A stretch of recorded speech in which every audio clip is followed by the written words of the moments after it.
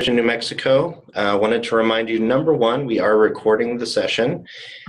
This is Kevin Worling, by the way, Systems Analyst, Telehealth Manager here at Envision. And we're going to go ahead and get started with a few logistics, if I remember which computer I'm on. There we go, so I can reach. All right, so we are broadcasting live and recording, so don't include any confidential patient health information during our discussion this morning. We do have an excellent turnout this morning so far in the mid-20s, and so we're going to keep everybody pretty much muted as soon as I get a chance to mute everyone.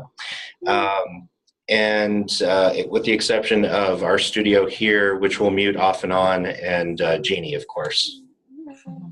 If you do wish to receive a CME certificate or attendance certificate, you need to announce your name at the beginning and at the end. Let's go ahead and use the chat box for that. I do see that we have a chat coming in. Good morning, Danielle. And so go ahead and use that just to say who you are, where you're from. That's all we really need. And computer video and audio icons, you can turn those on and off. We'd love to see you on camera. For the moment, we're going to have everybody muted. Our disclosure and accreditation statements.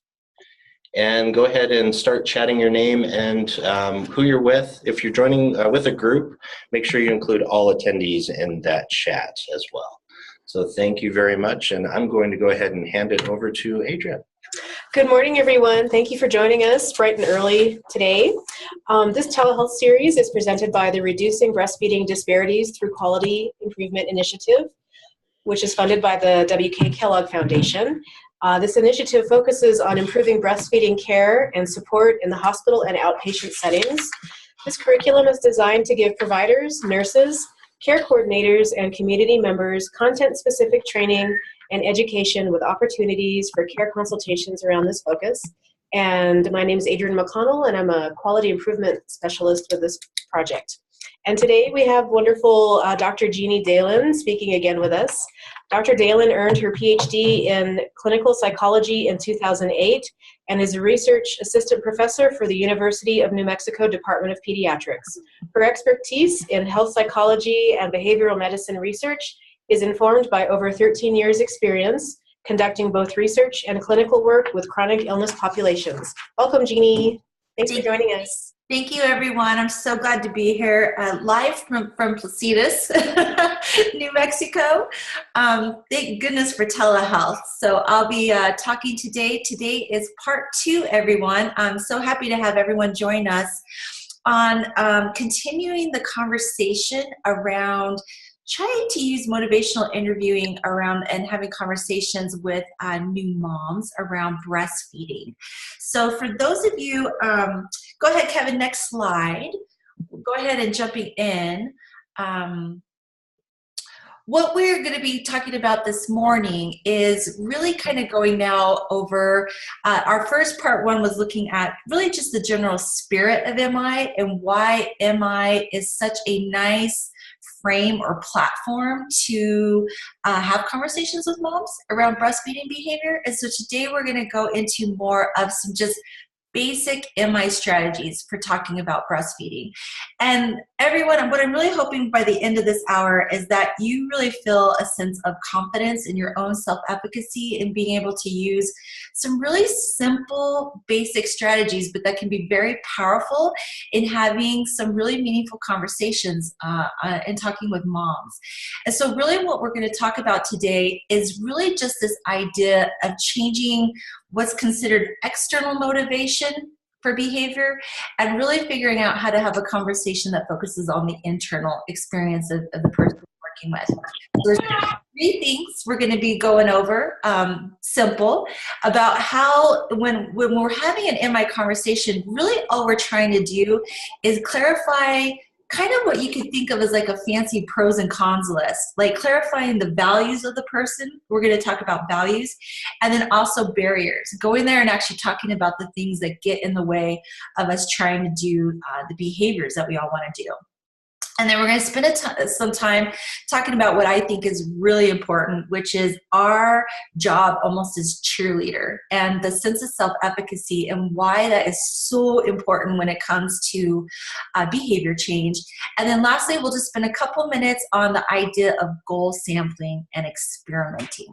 So that's for today. But for those of you I appreciate who were not maybe able to join part one, I'm just going to go over a couple slides that kind of gives an overview of what we talked about last week. So go ahead, Kevin. Yeah, and you can kind of go down through. Yep, perfect. So really when doing research on breastfeeding, you know, what are the behavioral goals that you as providers are trying to work with your patients?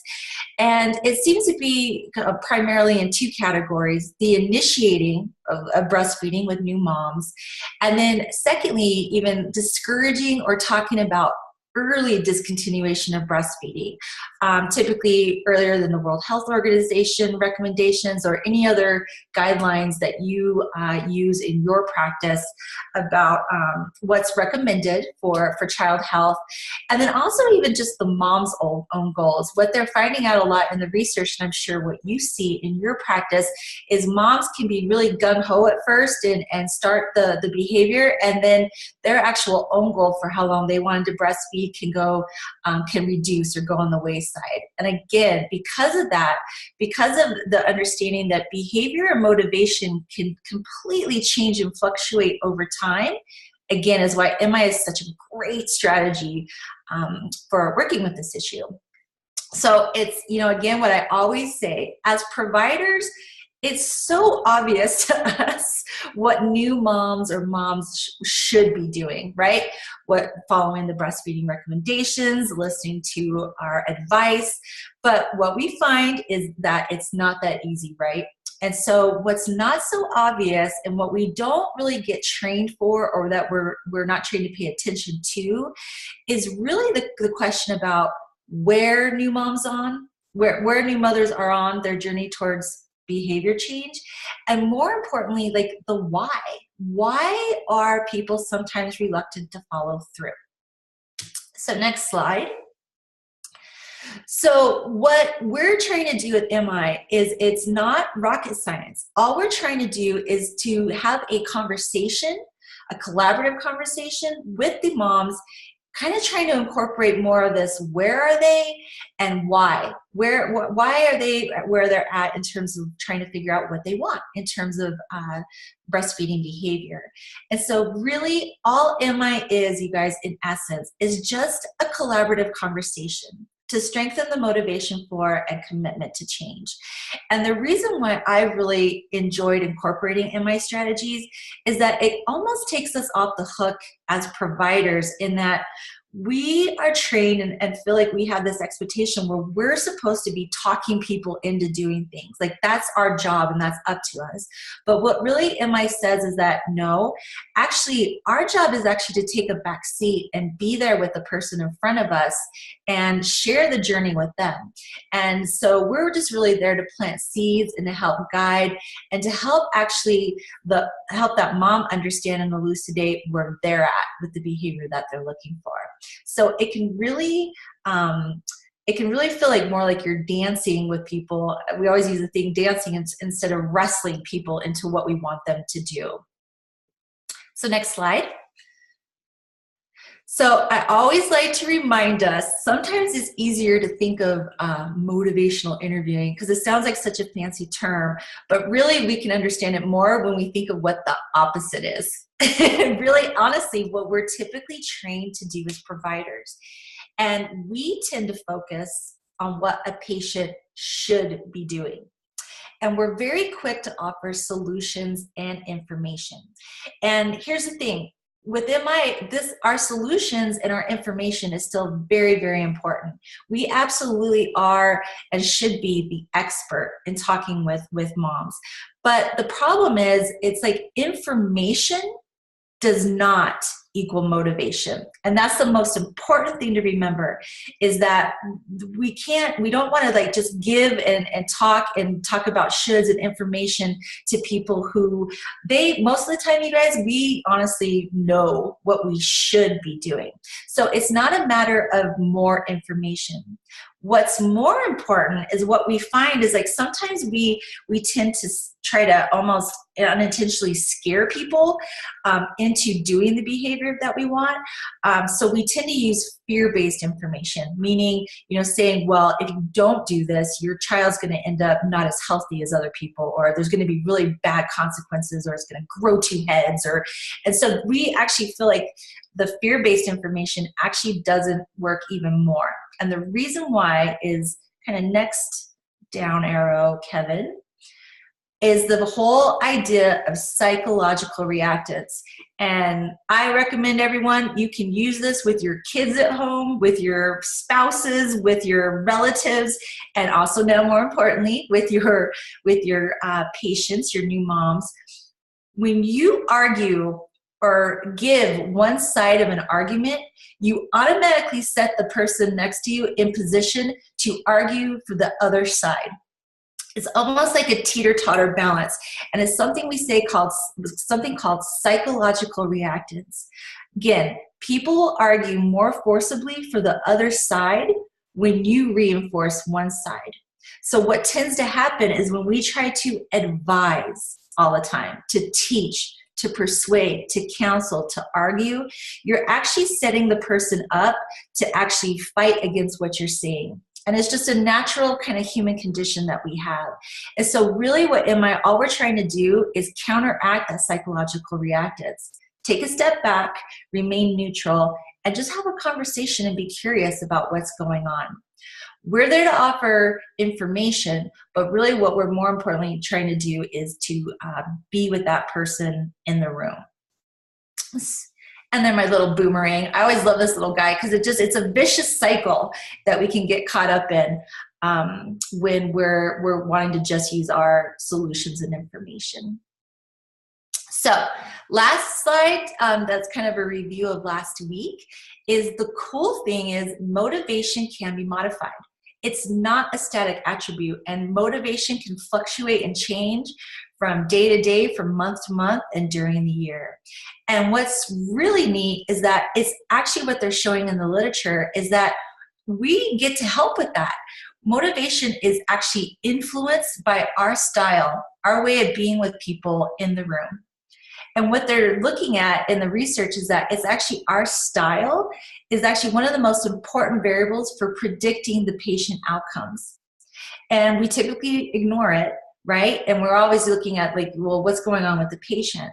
But what they're finding is our ability to actually be warm and compassionate and just curious with our patients actually accounts for more of the variance than what's going on with the patient.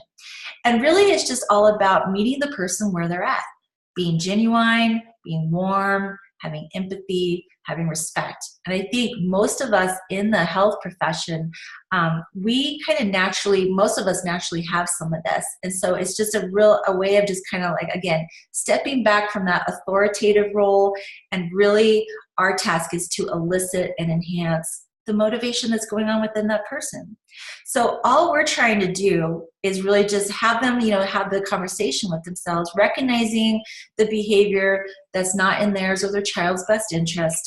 Most importantly, helping them feel confident and then developing a plan. So really trying to just simplify what it means to have these conversations. So again, so we can think of it, your conversational goal in the end is just 2 things. Hoping to sustain the breastfeeding behavior by increasing the mom's intent and by increasing the mom's feeling that she can do it, kind of that cheerleading role. All right, you guys. So last thing too is just to remind us that, again, the stages of change model just talks about how motivation is fluid. It's a nice visual that talks about how we kind of go through this cycle. There's no such thing as yes or no, motivated or not motivated. And it's that light blue contemplation stage where that's where a lot of the richness of MI is, because you can really just kind of talk about pros and cons about where people are at. All right, so the last thing I wanted to include, in case any of you guys were not here last week, was just such an appreciation of when I started looking in the literature of all the different sources of breastfeeding behavior, either barriers or facilitators to this. And we were looking at social norms and social support. And again, I'm not going to take a lot of time today because I know we did this last week. But again, just an appreciation when we look at it to be like, man, there is a lot of things that go into this decision for moms. It's not as easy as we can sometimes typically think. So there's going to be 4 slides that Kevin's kind of just going to go through briefly, if that's okay, Kevin. And again, we're not going to go over it. We went over it last week, but it's there for you again just to kind of think about the beliefs, the planning, the intention to breastfeed, the confidence, the positive and negative prior experiences, and the quality of information and advice that they're getting in the moment and maybe have gotten before. And being able to access the support services. And then lastly, just all the environmental things that can go into, you know, having a baby and raising a baby from the get-go. Okay, you guys, so that was a very quick kind of overview of what we talked about last week. And please let me know. I'm here. I don't know if I have actual access to the chat box, but I'm sure Kevin and Adrian will let me know if like any questions or any comments regarding that first phase, you guys have any.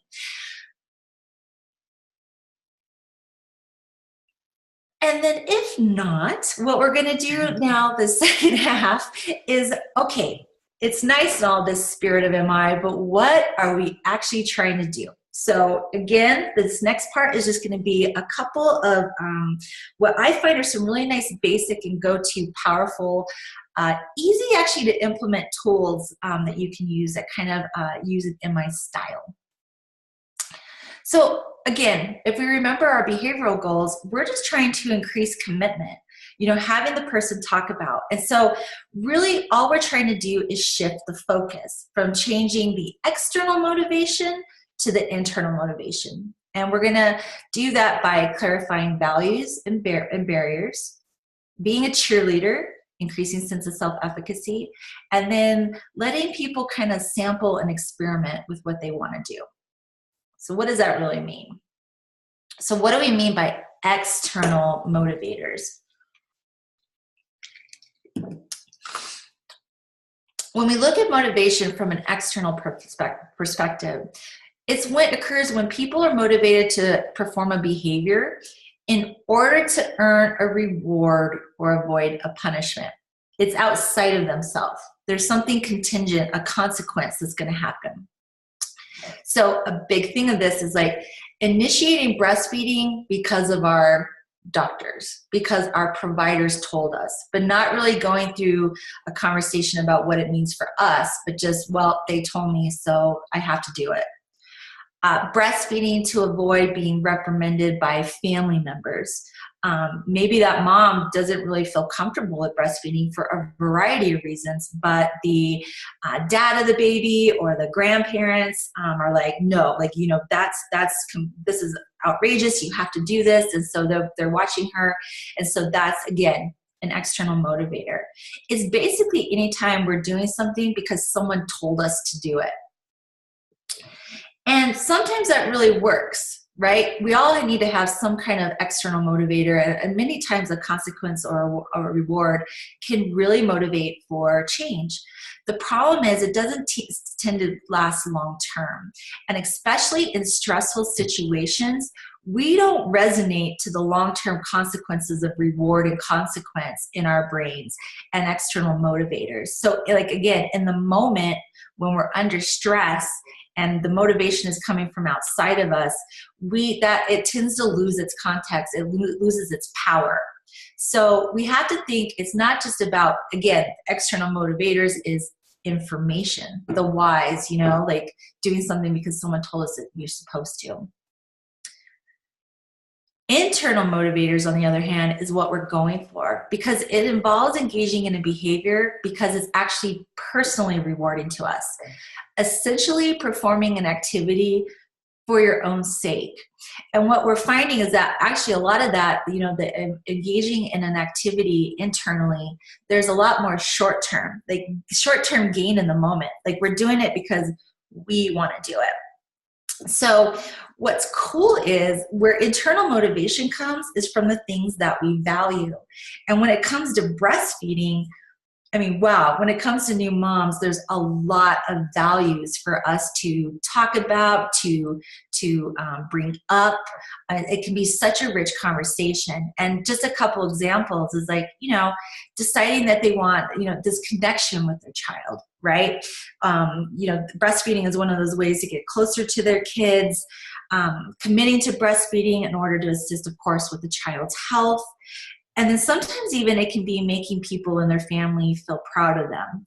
And the reason why I have these three kind of different types of values is what I've learned over the years is that what a person values is very personal. It's very much connected to their upbringing. And it varies from person to person. And so many things that maybe we wouldn't necessarily value, like, you know, who cares about making mom and grandma proud? For other people, it's very, very powerful. And so our job is not to judge the values, but just to figure out in mind and come up with like what really motivates that person. And the opposite, maybe it's, you know, for the mom, she really values, you know, efficiency. And so having all the equipment and what you need to do for breastfeeding just doesn't fit within her value system. And the more we can understand where people truly are, then we can figure out how to work with that. But we have to start with what the person values, not with what we value. And so, okay, how do we figure that out? How do we actually get, when you're in the room, how do you know? Like, how do you have that conversation? And I think the one comment I get from most providers who are trying to implement MI is the appreciation that it's like, well, we don't have a lot of time and we don't want to have a chat for an hour. Like, I just don't have that kind of time. And so we have to be pretty efficient and we have to know what we're going for. So there's three things that I have found that can be really helpful in having the conversation is just honestly being curious about what that person cares about. And so honestly, even bringing up, you know, those 4 slides that we talked about and that I showed on the barriers or facilitators, I'll actually, you know, pull some of those out and just ask them, you know, what do you think about that? Where do you feel on this? Where are you at? Because most people, if you give them permission to talk and you're willing to listen, we love to talk about what we believe. We love to talk about our attitudes. We love to talk about our values when we feel like we're not being judged, when we're allowed to have our experience. And the biggest thing is don't wait for them to start talking about it. People, we do not talk spontaneously about our troubles or our capabilities or our values, and especially in provider situations where we feel like we have to look really good. And it's like when we, you know, it's like we're just trying to like be the best patient we can sometimes, and we're not going to want to talk about that stuff unless we as providers open that door for people. And so don't be scared of it. Just jump in and start having a conversation. And what I have found too that's really helpful is just identify the person's skills actually and knowledge. Meaning, what are they good at? You know, what do they really resonate with? Is there anything about the breastfeeding behaviors or thoughts or beliefs that they're really good at? Because most likely, even if they're like freaked out about breastfeeding or they don't know what they're doing, they're likely highly functional and productive in some aspect of it. And so the more that we can like pinpoint those pieces, the more it kind of engages people in positive conversation around this. We like to talk about what we're good at, not so much what we suck at. Next slide. Okay. So I'm sure those of you who have had any type of MI training, and again, I know this is kind of just a brief primer, but the ruler, I think, is the easiest, most basic go-to skill for MI. And it honestly, you can use an actual ruler. You can just use a scale from 0 to 10. When you Google importance rulers, there's about 20 different images that you can download. And all you're trying to do with the importance ruler is figure out, again, a measurement point, literally, of where people are at. And so you can start with, this, and these are the actual verbiage that you can use. How do you feel at this moment about breastfeeding? I mean, that's just a nice opener, right? And if 0 to not important to 10, very important, what number would you give yourself? And just that alone, asking, gives them permission to start talking about the lower end of the scale. Because you're not going and saying, hey, I think this should be a 10, and let me tell you why. You're actually asking them, and you're also saying that you appreciate that there could be more of a number down to the 0 or the 1. And so our job at first is not to ask them, how do we get you to a 10? Just ask them why they picked the number they did. And what's cool is, if they picked a 2, and of course in our eyes as providers, we're like, oh man, these people are not motivated at all. But really what we do is we go with it. We let them give us what they want. And then, for example, if she picks a 2 or a 3, it'd be like, okay, so you picked a 3. Why not a 1? So why isn't it a 1? Because right there, you're already, even if it's a 3 and it's low, you're talking about a 3. There's something there. It's good. So, and then you can start the conversation. The next follow-up question is, what would it take to get you to a higher number? And then that opens the doors to really talk about, what's going on? Where are people getting stuck? So I always like to give people actual questions, especially at the beginning, because there were so many times where I thought, woohoo, I'm going to use these in my strategies. And then I went in the room and I'm like, I don't know what to say next. So these are just some simple questions that you can have, and even just, have in your chart, next to it, so that you can read off. And so again, if maybe they've given you an 8 or a 9, it's like, okay, why have you given yourself such a high score on importance? And let people talk. And again, it's like, don't be scared to go there with barriers, because I think that's the most important thing. Is we're trying to be like, yes, you can do it. Yes, you can do it. Yes, you can do it. But in the back of our heads, we always have to think of barriers. So our job is to go ahead and bring the pink elephant into the room. What stops you? What gets in the way? And not being scared to ask people that. And then just ask them, where they're at. We do things out of basic needs. And I always, say for any behavior change, any behavior that we're doing, we get something out of it, even when it's not in our best interest. There are good things about bad behavior. And it's kind of when we think about, when you've had a long day and you should exercise, but we find ourselves in front of Netflix and, we're kind of downing our leftovers in a pint of ice cream. We're getting something out of that in the moment. So it's nice to start, giving people permission to actually talk about what are the good things about the current behavior. In this case, it could be, what are the good things about not breastfeeding right now? But then once you get to do that side of the question, you then give them permission to talk about the flip. You're avoiding the psychological reactance. So then you can ask, then it's okay to ask, what are some of the things you don't like about it? So in giving people permission to talk about what they do like about not breastfeeding, then they're more likely to tell you and talk about the things to themselves that they also don't like. And that, my friends, is what really creates motivation. And then you can ask them, what concerns do you have about not breastfeeding or breastfeeding or discontinuing breastfeeding? Where are you at in your thinking? And what would have to happen for it to become much more important for you to change? It's a great question. And people always are like, It's, they appreciate the question when we set it up in a way that allows them to really be who they are and thinking about the pros and cons. So next slide. Another thing I wanted to give you guys was what's called the decisional balance worksheet. And I know on first looking at that, it's like, there's too many boxes. It looks too difficult. But actually, it's almost the same flow of the importance ruler. You're trying to get to the same exact thing, but in a little bit of a more conversational style than just questions. And the way you can think of this is, again, I think a decisional balance as a teeter-totter.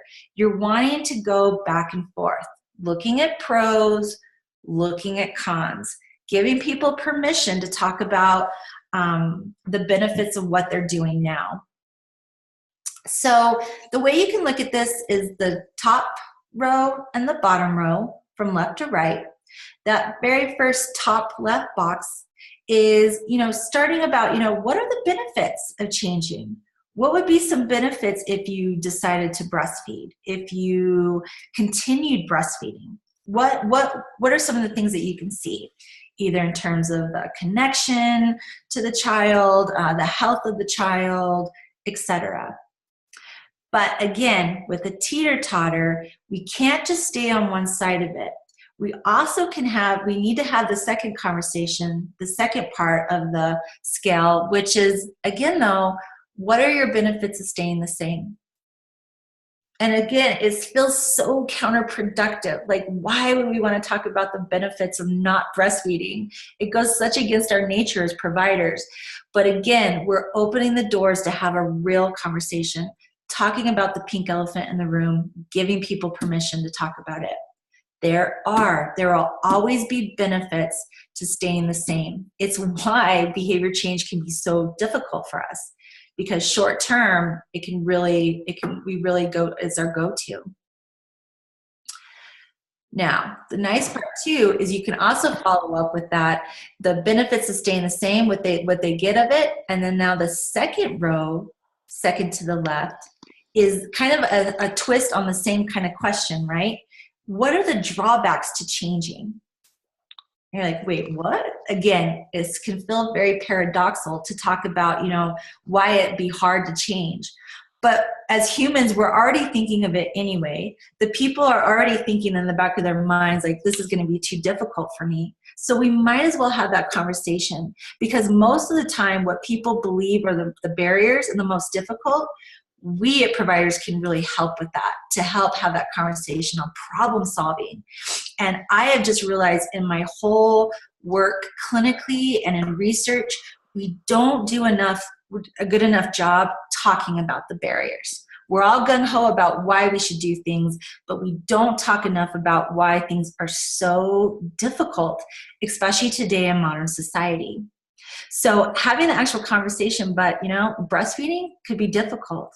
You would have to, it could be painful, or you might not enjoy it, or it might be difficult to get the equipment, or you might not be feeling good about it. So when you give people permission to be human, it's amazing how people will just relax, be more forthcoming, right? Because there's no judgment. It's actually putting out what the real human experience is.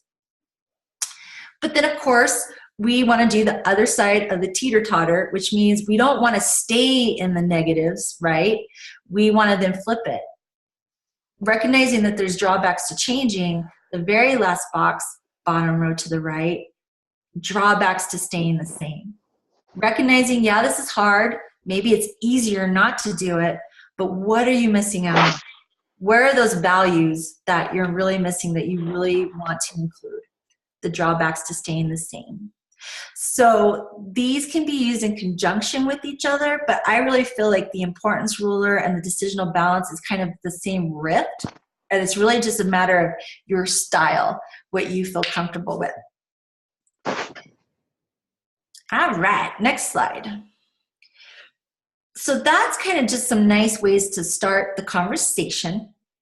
And what's really important though, as we really start to have this conversation, is about like, well, what are we really trying to do when we're having moms, talk about their internal motivation. We can have all the motivation in the world, but if we don't believe we can do it, then nothing is going to happen. And so again, this is where I feel so much more time and thought can be spent, that if we alone just cheerlead our patients, it is amazing how much increasing self-efficacy increases behavior. And it's not just important, it's critical. And if we don't have it, then you're not going to see the behavior that we want to see. And really what self-efficacy is, just the fancy term for, it's just the belief that we feel that we can do what we want to do. So we can act in a certain way, we can perform the task at hand, and we have control over the outcome over the events. And what we don't allow people to say, because we're always trying to be good in our clinical encounters, is we have to give people permission to understand where their language is with themselves. And so to hear things of like, I can't do that, or that is totally beyond my control or my power or my effort, versus, okay, I could do that though. I think that would be easy, or I think I can manage that. And what we're finding in the research is that our confidence in ourselves, our self-efficacy, is the single most important factor in just living a healthy lifestyle in general, and especially when it comes to new moms who are trying to figure out, how to actually raise a baby and be a mom. So next slide.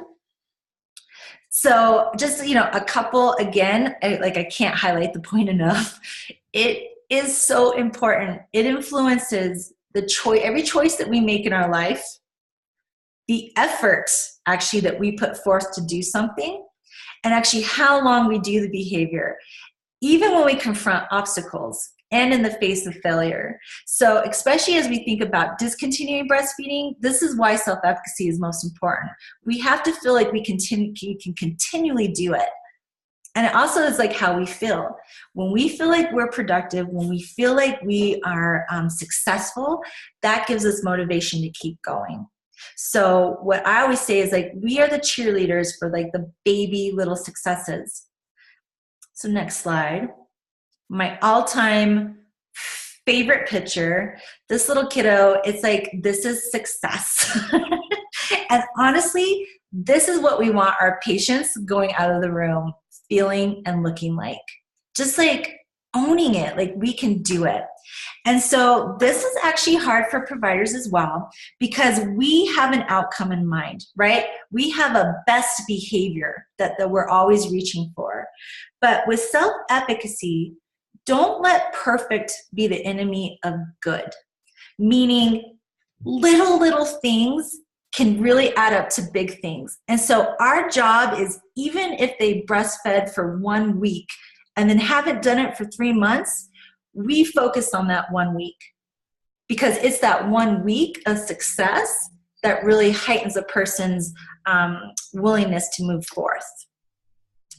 That's what it means to increase self-efficacy. That's what it means. It's like we focus on the success, no matter how little, to really get people to remain motivated. I love this little guy.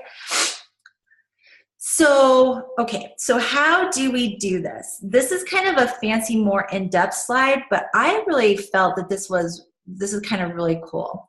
A way to think about developing self-efficacy. So on the green little boxes on our left are these fancy terms for kind of what we can talk about, but they're actually relatively very simple. So the first one, enacted mastery. All that really means is exactly what I said, little successes. If the person actually enacts a small success, they perform, then that gives them more motivation to perform it again. And what the problem is we tend to focus on the failures, right? Like, oh man, you're not quite at recommendations. We need to get you there. This is really important.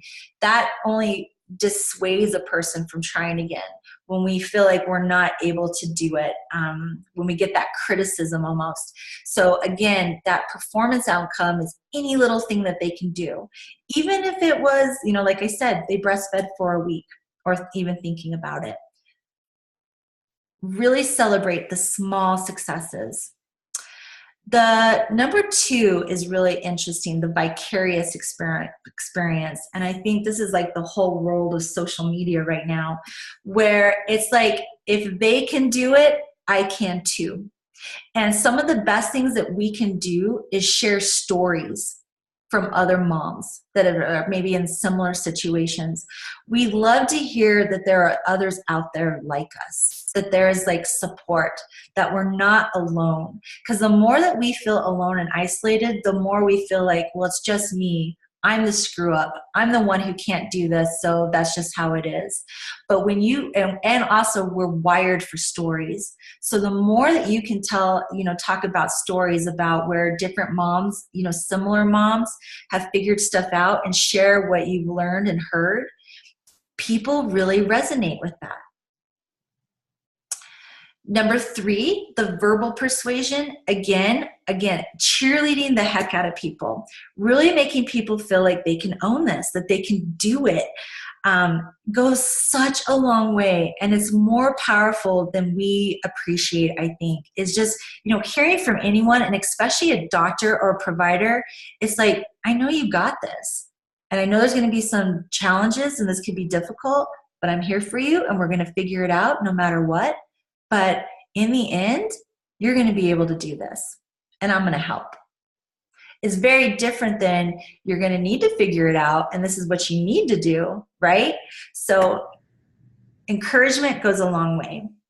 And the 4th, I think, is the most appreciated box in this that I have now learned, kind of being now a mind and body specialist, is this idea of physiological arousal.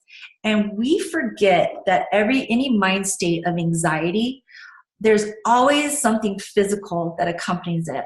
And especially when we're talking about breastfeeding, it's a body behavior. It's another little human attached to these women's bodies. And in a sense, there's a lot of physiological pieces happening, right? There can be the pain, but most importantly, the anxiety. And what I find is that so much of the time when we start to feel emotional arousal in our bodies, it really freaks us out. And what the signal to our brain says is that, I'm feeling anxiety, therefore I shouldn't be doing this. This is a threat. I need to stop doing this. And if we remind people that anxiety in our bodies, feeling different sensations during breastfeeding is normal, then we can actually kind of reduce our emotional state around it. And I hope I'm explaining this, in a way that kind of makes sense, but it's actually normalizing, kind of the physiological arousal pieces, that we're going to feel anxious. We're going to feel nervous, but just because we feel anxious or nervous doesn't mean that we can't do it.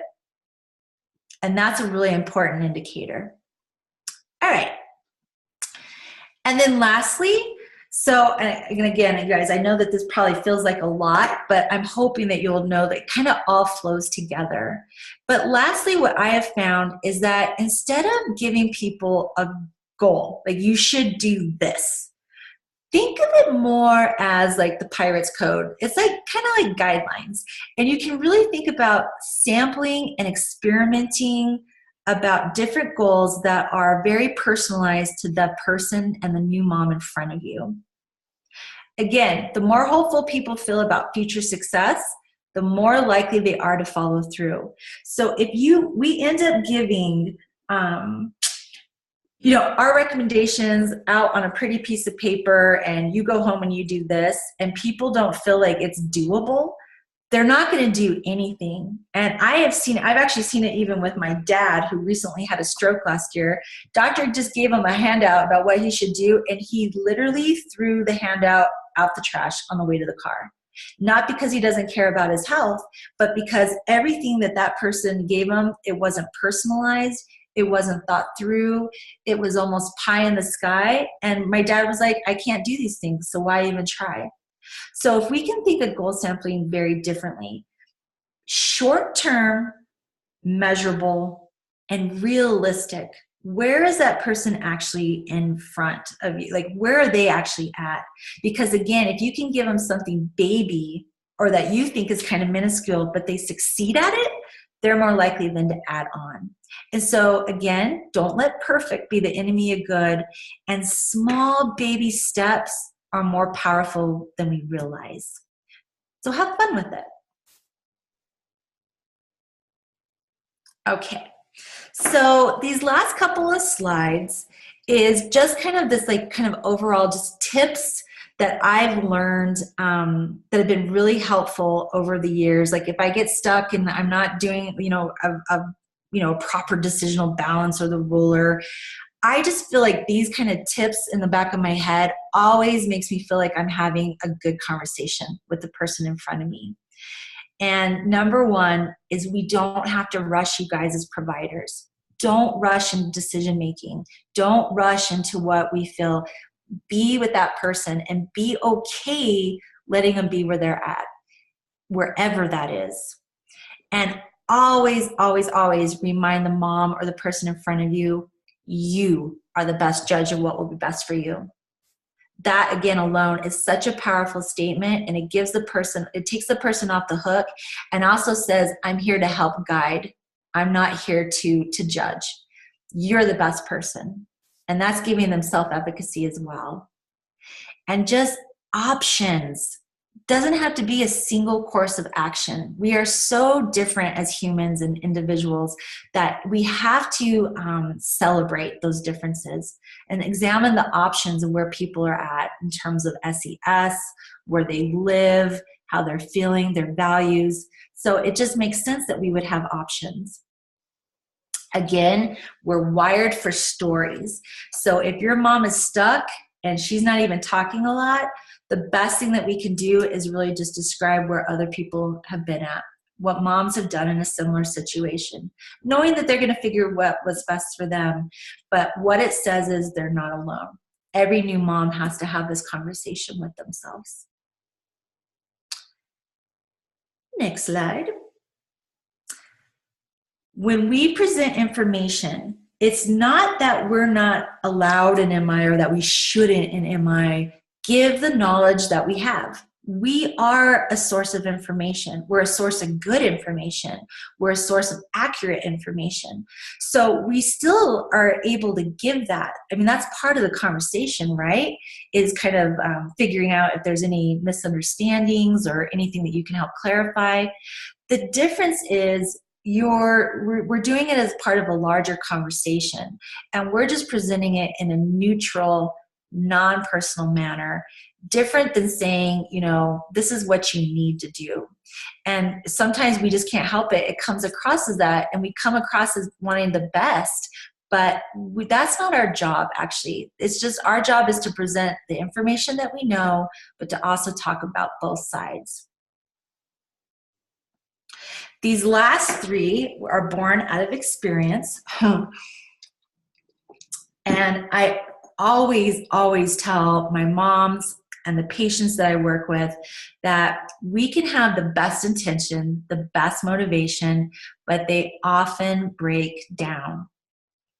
Put it out there, you guys. Don't have them avoid you if things go wrong. And so many times I've had patients, who missed appointments, right? All of a sudden, and it was like, well, what's happening? We're having a really good go. And I contact them and they admit to me, they're like, I haven't done anything. I feel like I haven't changed. I feel like I've let you down. And so they end up not showing up. And many times when we worry that we're going to let someone down or we're going to be judged, guess what we do? We avoid them. So we have to put it out there that often change is a teeter-totter, and it's okay. Don't avoid, come. That's what I'm here for. And then for us as a provider, remember that even if there's an inability to reach a decision, even if the mom still leaves that as like, I don't know what I'm going to do, or I've decided not to, it still doesn't mean it's a failed consultation. Every opportunity we have with people plants the seeds. And it's amazing that I find, especially in my work, because I get to work with people over the course of 1-2 years, that things I never thought the person would be interested in, at the beginning, they never were there. Guess what? A year later, it's a completely different conversation. So planting seeds goes a long way. And again, just for us to expect fluctuations in commitment to change. It's okay to check in regularly. And again, understanding that we're human and that there's predicaments and things that come up, giving people permission to talk about it. Woo! I know, it's quite the overview, right? It's trying to pack in as much information as possible with the limited time I have with everyone. But I hope today at least help give a couple more specific strategies and questions and directions that you can do in using MI. And knowing, again, like I always feel like at first it can feel like a lot, but just jumping in and trying different things and feeling the success in the room with certain questions, I find that most of us get to develop our own style and comfort with this. And again, it's the same with us. When we start to have a little bit of success with our patients in having the conversation, then it's like, okay, it makes us feel like we have more self-efficacy as well. So that's it for today. Of course, obviously, anytime we have a few minutes left for just discussion, for thoughts. I know that probably a lot of this is, a lot of it we're just kind of still processing. But the nice part, you guys, is what I thought might be helpful to finish up this series is for me to shut up and to actually allow you guys to talk and come in. I think, again, all of this is like we go with our nice little handouts and importance rulers and questions. And then it's like we get in front of real patients and we're like, oh, but what about this? And what about that? And that didn't work. And kind of like our own failures. So we are, for the next series, next Thursday morning, it's just going to be an open forum where you guys can come in and just ask questions, talk about a failed experience or a successful experience, or any questions about any difficult patients or good patients that you can have. So we can really kind of talk more on a practical level about actually using this stuff in the room. And Adrienne, I don't know if there's a process for how we want to do that. Yes, so I do have some forms. If you haven't received the forms for me yet for the case consultations, you can send me or Kevin an email and we'll get those to you. I just want to bring up our, is it okay to go through? Oh yeah. Go okay. So here's our contact information, and I'll be sending that out to everyone again as a reminder. And if you don't want to, as Jeannie was mentioning, if you don't want to fill out a formal case consultation form, of course, everything will be kept privately if you do, but if you don't, you're welcome to join our call next Thursday at 8 a.m. and just ask Jeannie questions live. Our session next week will not be recorded due to the personal nature of the questions, even though we won't be revealing any personal identification. So we hope you can chime in with us next week. And I also want to encourage, if anyone has any questions to for Jeannie now, you're welcome to send those in on the chat box. And Jeannie, as we're waiting for those to come in, I just want to thank you again for that wonderful presentation. And thank you everyone for joining us today. I know it was a little early this morning, but we'll get here. Yeah, I appreciate telehealth now for sure. Yeah. All right. Kevin, do you have any last words you want to? The only thing is I did send you all a message through chat, and that we do have our survey ready for you. It just takes a couple minutes, and it does help us improve our telehealth sessions technically and otherwise. So please take a moment to do that, and we'll go ahead and give you the link one more time here. Again, that's in the chat box. We do have several pretty much everyone chiming in saying thank you. It was quite a refreshing and motivational boost. Woohoo! Thank you, thank you. Own that little guy's look of pure success. Yeah, no, you guys are great. I mean, really, we can do this. So, was there a question that came through? Yeah, we have a question. Okay. Thoughts on relactating moms and low motivation? How to motivate a mom who is relactating? Ooh, that's a good question. And you know, honestly, let me look if I could look into that and talk about that next Thursday. And the only reason why is because I'd kind of like to look into like what the kind of the behaviors, I know we don't really have time this morning around kind of the relactating and what that means, because I could come up maybe with some specific questions or thoughts about around that specific issue as well. Just because since I'm a psychologist, I want to make sure I understand exactly what is involved with those pieces. Is that okay? Would that be all right? And I also can email it to you too if you can't join next Thursday. That would be great, Jeannie. Okay. Well, yeah. Good question though. All right, and yeah, more thank yous coming in, and the presentations will be posted. So typically, I do those. This is Kevin. So those will be posted up on our website either today or tomorrow.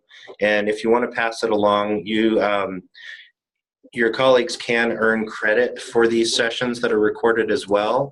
Just go to our website to online training and sign up there, and we'll take care of you from there. We use a platform called Moodle, where you watch the video, download the slides, and take a short quiz, and then you can earn CME credit for that as well. So that's typically within a couple of business days.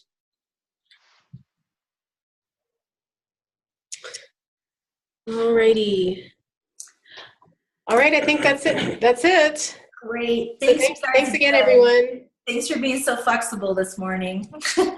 Oh, no problem. Thank you. All right. I'll be, Adrian, I'll send you an email so we can talk about next Thursday. Okay, sounds great. Okay. Thanks, everyone. Thank you. Bye, everyone. Bye-bye.